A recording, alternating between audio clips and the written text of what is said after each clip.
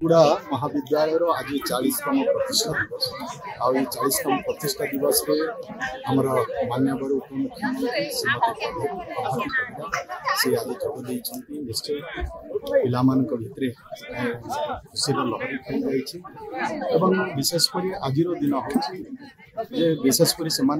भी पकेवा जे 40 वर्ष पूर्वे ये अनुष्ठान को बढ़ावाई आदिवासी अधुषित अंचल कृष्ण सिंह नामक व्यक्ति जी जड़े समाजसेवी प्रचेषार आज ये महाविद्यालय आज प्रतिष्ठा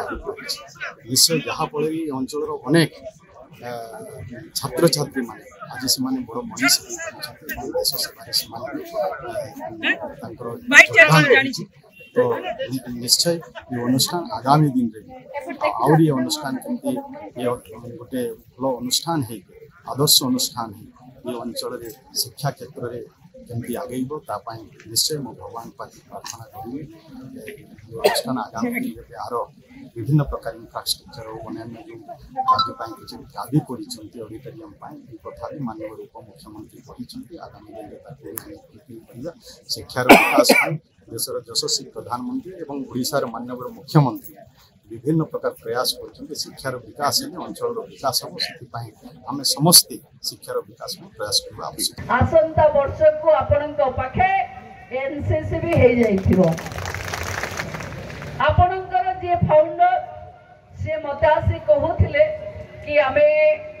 सभा करिवा पई गोटे घर नाही आम पाखे तेनु आपनक तुरंत भावे